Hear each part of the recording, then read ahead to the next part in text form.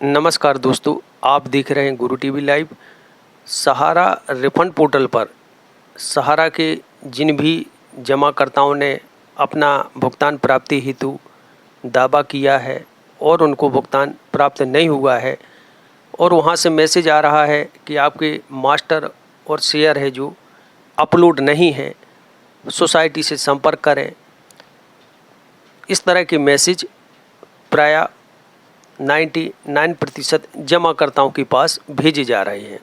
प्रश्न उठता है कि शेयर मास्टर अपलोड करना सहारा समूह की कोऑपरेटिव सोसाइटी की जवाबदेही है और सहारा कोऑपरेटिव जो सोसाइटियां हैं वह सहयोग नहीं कर रही हैं। जी हाँ दोस्तों, सहयोग नहीं कर रही हैं।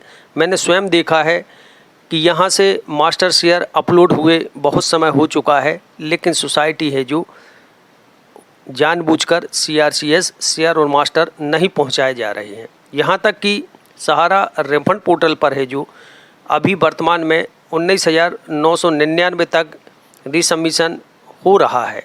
जी हां दोस्तों, 19,999 तक का रीसबमिशन हो रहा है, सभी को पता है, जिसमें से 10,000 रुपये प्रथम किस्त है जो प्राप्त होनी है। लेकिन प्रायः देखने में यह आया है कि सहारा की जो सोसाइटियां हैं उनके पास मास्टर शेयर अपलोड हो जाने के बाद 4 माह हो चुके हैं और छोटे निवेशकों के जिनकी राशि 20,000 रुपये से कम है, उनके यदि 2 खाते हैं तो एक खाते का मास्टर अपलोड किया जा रहा है, दूसरे का नहीं। यह सर्वथा गलत है। और मैंने यह देखा है कि चाहे आप शिकायत करो, चाहे कस्टमर केयर के माध्यम से बात करो, कोई है जो जिम्मेदार व्यक्ति ऐसा नहीं जो आपको इसकी सही और प्रमाणित जानकारी दे सके। मैंने स्वयं सहारा के जो रिफंड पोर्टल है उस पर जो कस्टमर केयर के नंबर दिए गए हैं, मैंने स्वयं बात की, लेकिन ऐसा लगता है कि जो कस्टमर केयर सहारा प्रबंधन द्वारा नियुक्त किए गए हैं वह खाली फॉर्मेलिटी के लिए हैं। उनको स्वयं पता नहीं कि किस प्रकार शेयर मास्टर अपलोड होना है और नहीं हुए तो उसमें गलती क्या है और किस प्रकार कार्रवाई करें। यह सिर्फ खाना पूर्ति के लिए ये लोग बैठे हुए हैं।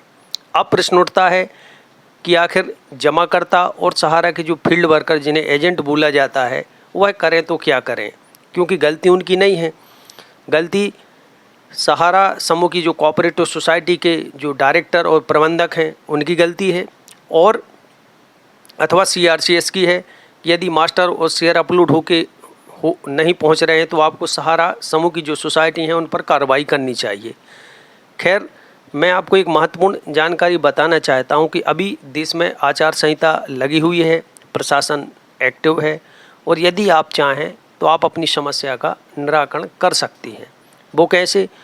आप है जो ऑनलाइन या ऑफलाइन तरीके से नज़दीकी थाने में FIR दर्ज अवश्य करें। यदि आपकी इस प्रकार की समस्या है, मास्टर और शेयर हस्ताक्षर और सील के संबंधित है, तो इसकी शिकायत आप नज़दीकी थाने में अवश्य करें। तभी जाकर यह शेयर और मास्टर जो समस्या है वह आपकी ख़त्म हो सकती है।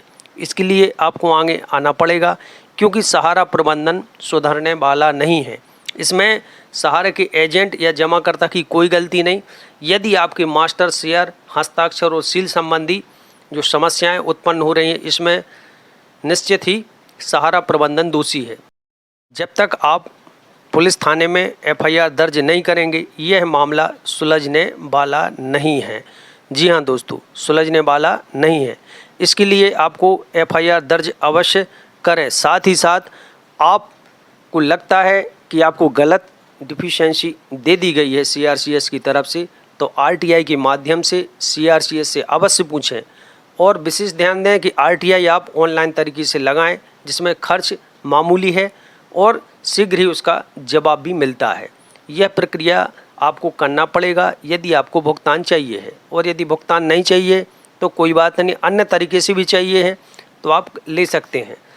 मेरा उद्देश्य यह था कि मैंने प्रायः जो देखा, जो इसके साक्ष्य एकत्रित करे, उस विषय वस्तु में आपको है जो जानकारी देना था। हस्तांतरण खातों का भी बहुत बुरा हाल है। कुछ लोगों को ये अपलोड कर रहे हैं, कुछ लोगों के नहीं कर रहे हैं। इनके पास संपूर्ण डाटा है जो फ्रेंचाइजी या शाखा द्वारा उपलब्ध कराया गया है, लेकिन सहारा समूह की जो सोसाइटियां हैं वह जानबूझकर है जो यह डाटा CRCS को नहीं दे रही हैं। मैंने यह भी देखा है कि CRCS द्वारा भी कुछ गलतियां की जा रही हैं, वह जानबूझकर डिफिशेंसी दे रही है।